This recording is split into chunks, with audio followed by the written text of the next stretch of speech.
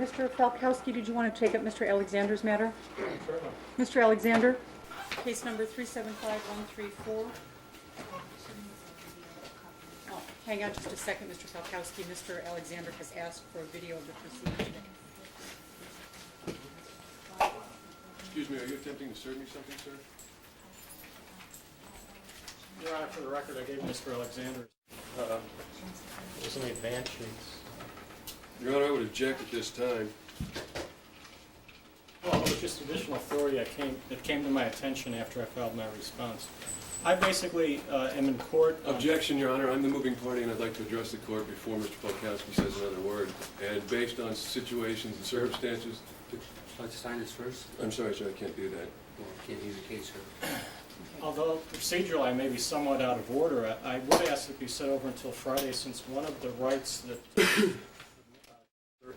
Mr. Alexander is stating that I'm violating is his right to counsel on the underlying contempt action, and if it was continued until Friday, a public defender would be present, could advise him on that issue.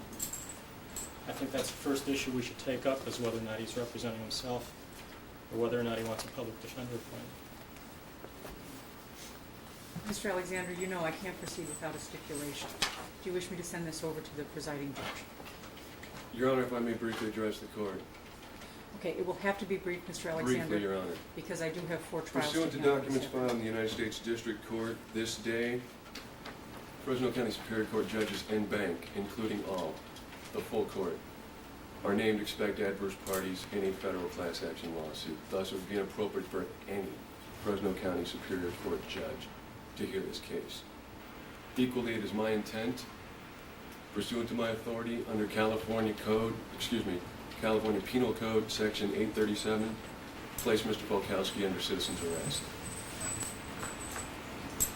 On what basis, sir? Violation of Penal Code Section 166, as well as 422.6, 422.7. At this point in time, I am additionally requesting that a peace officer of the state of California take said individual who I now deliver into custody.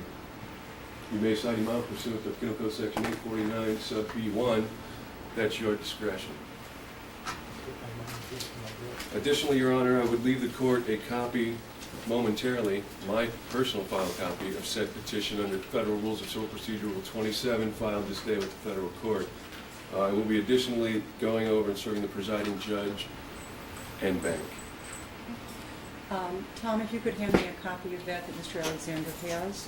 Now, I would like to have this back, Your Honor, and while the matter is under consideration, I would like to depart from the courtroom, proceed with my associates across the street to serve the presiding judge.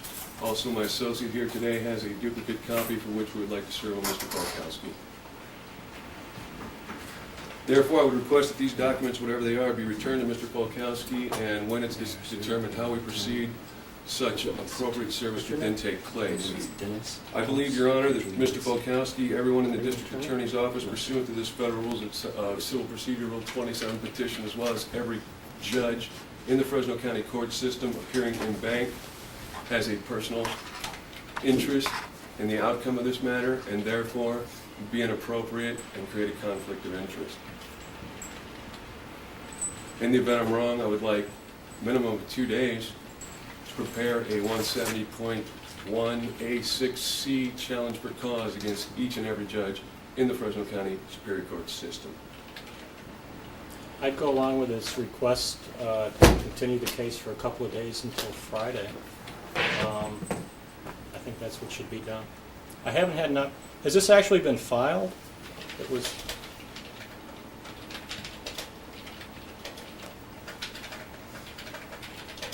My copy indicates that it has been lodged with the clerk of the U.S. District Court.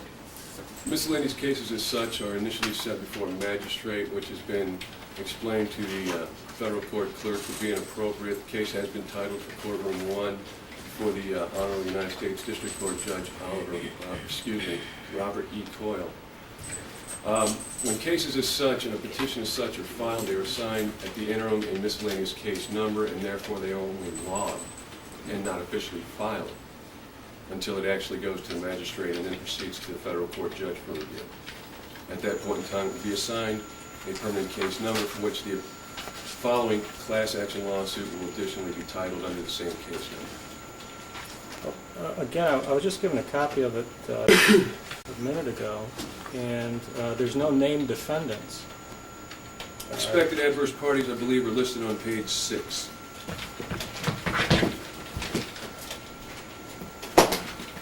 Defendants are not, Your Honor, in such a petition to be identified as actual defendants, rather are to be listed as expected adverse parties. And that is in compliance with Federal Rules of Civil Procedure Rule 27. I'm sorry, on page 6?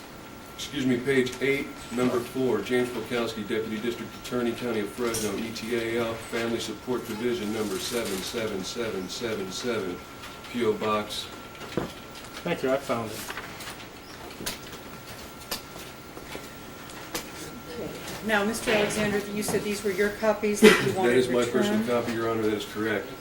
Serving the presiding judge and bank would then be his obligation to make the duplicate copies and forward them to every single judge associated. Tom, if you could return this to, okay. This matter is continued without prejudice to any pending interest before the court to Friday, October the 25th at 1:30. And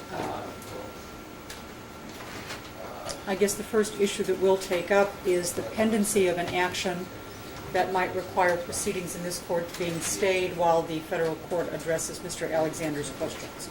So, Mr. Alexander, we'll see you back here on Friday at 1:30. Your Honor, I got the name of the gentleman, Dennis, who served me with the papers. I'd like, you said he was your associate? He is at this time now to be considered as a prospective co-plaintiff in the class action for which I have been asked to represent such federal interest and rights at stake in the matter. Okay, as a prospective co-plaintiff, I'd ask that he give me his address so that I would know how to contact him. Sure, my address is California. Phone number 6.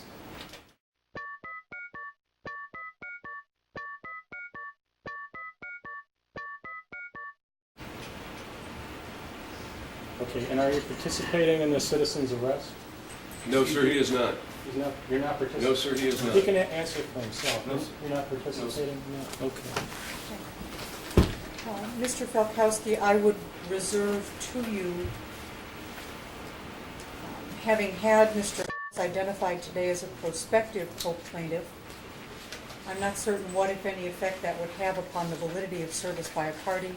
You would, of course, be, I would reserve, simply as a procedural matter, your right to object to that service if he is in fact deemed to be a party to the action. Your Honor, having not directly considered that at the moment, we could return that document and Mr. or Mr. You'd like to serve him? I've already been served. He's not Well, let's complaining at this avoid- point, let's avoid I am any- simply, just a second. Your Mr. Honor, Alexander, just a second. Mr. Falkowski, you're excused. Mr. Alexander, this matter is continued to Friday at 1:30. Thank you, Your Honor. Is Mr. Polkowski being taken into custody pursuant to my deliverance to this California peace officer? Mr.